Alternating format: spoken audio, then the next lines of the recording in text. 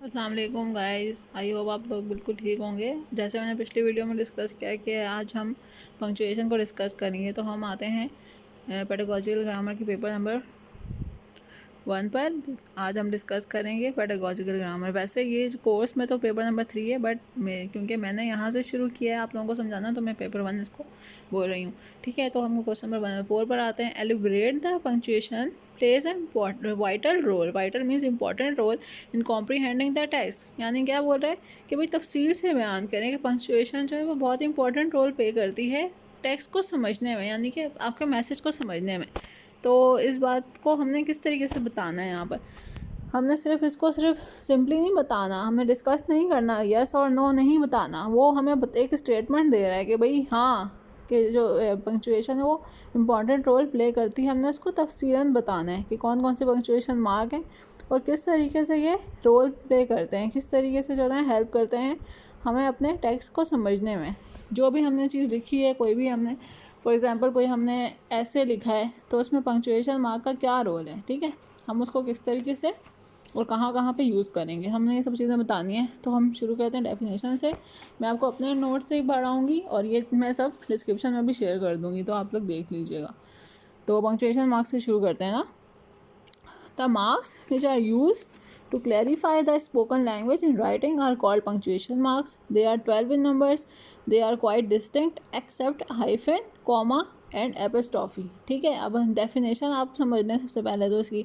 ये वो मार्क्स होते हैं जो कि आपकी स्पोकन लैंग्वेज को क्लैरिफाई करते हैं। फॉर एग्जांपल अभी मैं आपसे बात कर रही हूँ, ठीक है, तो अगर मैं इसको राइटिंग की सूरत में लिखूँ तो मैंने कहाँ कहाँ पे पॉज देना है, कहाँ पे मैंने किसी वर्ड को दूसरे वर्ड से लिंक करना है, कहाँ पे मैंने कोई वर्ड फोर्सफुली बोलना है।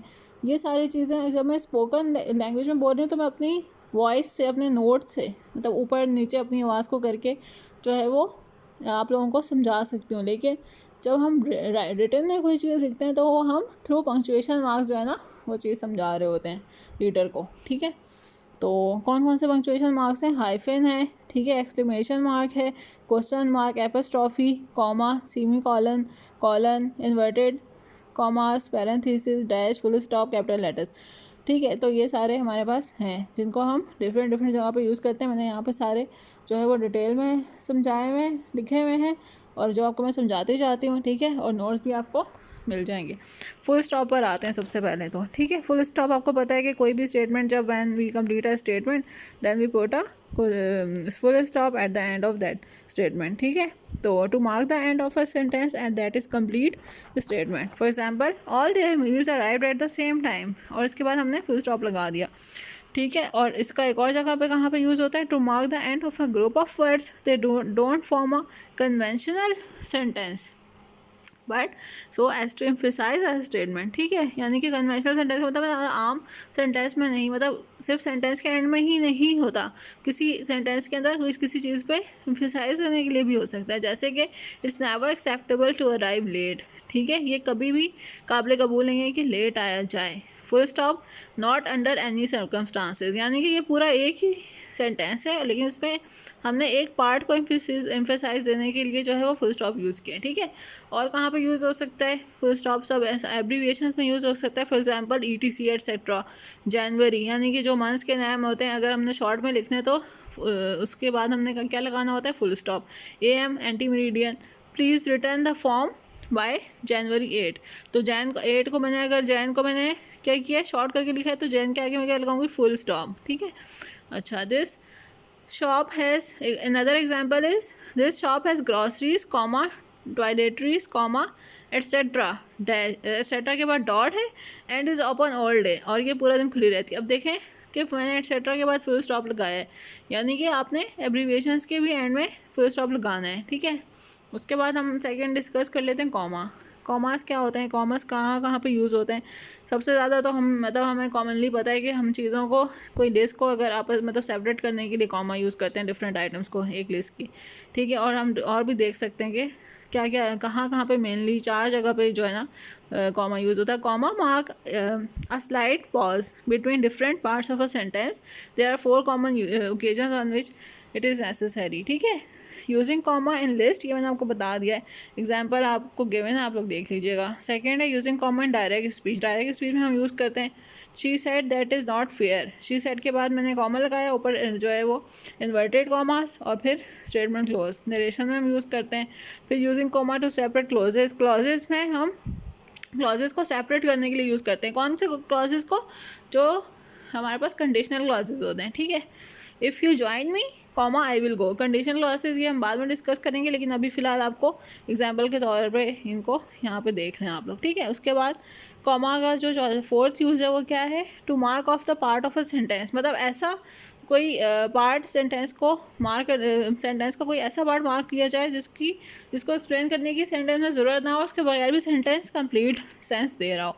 जैसे कि her best friend comma Alizeh comma सैंग for a living, मतलब किसी पार्टी में जो है ना उसकी दोस्त ने डांस किया, लेकिन यहाँ पे ये मैसेज क्लियर हो रहा है कि भाई उसकी दोस्त ने डांस किया, अलीजे यहाँ पे लिखना ज़रूरी मतलब ज़रूरी नहीं है, यानी कि हम उसको सेपरेट करें तो खूबसूरती के लिए कि भाई दिखा रहे हैं कि देखें कि इसको हमने किस तरीके से हम इसको सेंटेंस को मज़ीद एम्फेटिक बना सकते हैं, ठीक है।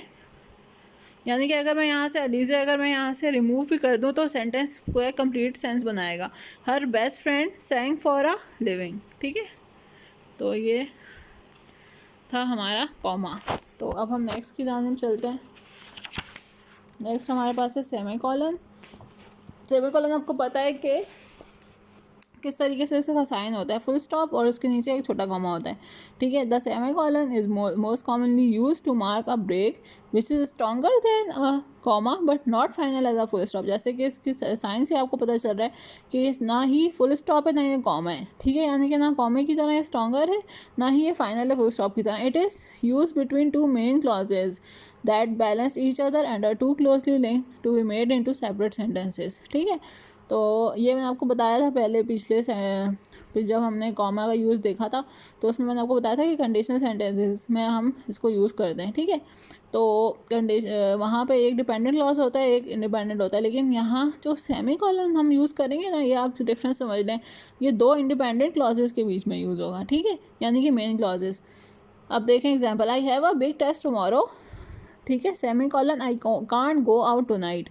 नंबर सेकंड, यानी कि ये दोनों जो सेंटेंसेस हैं ना ये इंडिपेंडेंट है, यानी इनका सब्जेक्ट और वर्ब दोनों में मौजूद है, दोनों क्लॉजेज में, तो इन दोनों को एक दूसरे की ज़रूरत नहीं है सेंस कंप्लीट करने के लिए, ठीक है। इसकी डिटेल मैं आपको बाद में समझाऊंगी, अभी फ़िलहाल आप एग्जांपल्स के तौर पे इनको समझती जाएँ। सेकंड एग्जांपल भी आप देख लें। उसके बाद है कॉलन। कॉलन में हमारे पास जो है वो दो फुल स्टॉप की तरह के साइन होते हैं, ठीक है। सबसे ज़्यादा इसका जो मेनली यूज़ होता है वो जब हम जो है कोई लिस्ट अनाउंस कर रहे होते हैं, सबसे ज़्यादा मेन जो आपने देखा होगा यूज़ वो ये है, बाकी हम देख लेते हैं। There are 3 main uses of colon. Number 1, to introduce a list. Cost of room included the following, यानी कि एक रूम की कॉस्ट में ये जो है वो आइटम्स इंक्लूडेड हैं। फिर हमने वहाँ पे लगाया colon, breakfast, dinner and wifi. उसके बाद कहाँ पे यूज़ होता है ये? Between the main clauses in cases where the second clause explains or follow from the first. We have a motto, live life to the full, यानी कि जब एक क्लॉज दूसरे क्लॉज को एक्सप्लेन कर रहा हो तो हम वहाँ पे भी यूज़ कर सकते हैं इसको। और उसके बाद इसका एक और यूज़ है before a quotation and sometimes before a direct question. The headline reads Pakistan wins against India, ठीक है। तो इस तरह से जब हम कोई कोटेशन इंट्रोड्यूस कर रहे होते हैं तो हम वहाँ पे भी इसको यूज़ कर सकते हैं, ठीक है। उसके बाद एपस्ट्रॉफी है। एपस्ट्रॉफी का तो आपको मालूम ही है, जब हम किसी चीज़ की पोजेशन या उसको ओमिट करने के लिए हम इसको यूज़ कर रहे होते हैं, ठीक है। एपस्ट्रॉफी को यूज़ कर रहे होते हैं, जैसे कि Fiza's cat is extremely friendly, Fiza की बिल्ली बहुत ज़्यादा एक्सट्रीमली है।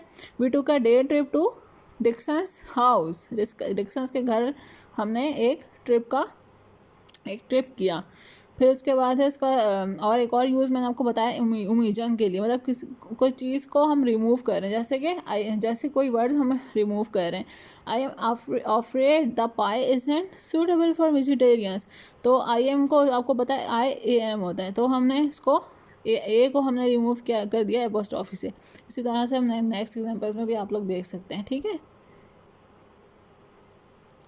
फिर हम आते हैं नंबर 6 पर। नंबर 6 हमारे पास है हाइफन। हाइफन क्या होता है? छोटी डैश, बिल्कुल स्मॉल सी डैश होती है, ठीक है। Hyphens are use to link words and parts of the words. There are 3 main uses where we should use them in compound words, ठीक है। जैसे कि my mother in law, mother in, mother के बाद हाइफन, फिर इन के बाद hyphen, फिर लॉ, इज़ विजिटिंग सून। फिर इसका सेकंड यूज़ है to join words to prefixes and suffixes, जैसे कि ब्यूटीफाई हो गया, ठीक है, जैसे पोस्टपोन हो गया, ठीक है।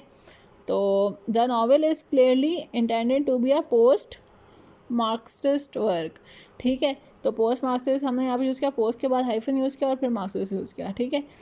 ब्यूटीफाई जैसा ये मैंने बता दिया। सफिक्स, अगर हम सफिक्स कौन से होते हैं कि जिनके एंड में जो है वो हम जो एंड में आते हैं, ठीक है, और लाए, फाए, काए, ये, और जो प्रीफिक्सेस जो होते हैं वो जैसे कि जैसे प्री हो गया, ठीक है, एक्स हो गया, ई एक्स हो गया, ये सारे जो होते हैं वो हमारे पास क्या होते हैं, प्रीफिक्सेस होते हैं। तो ये बाद में डिस्कस करेंगे, लेकिन अभी फ़िलहाल आप इन पंक्चुएशन मार्क्स का यूज़ समझ लें।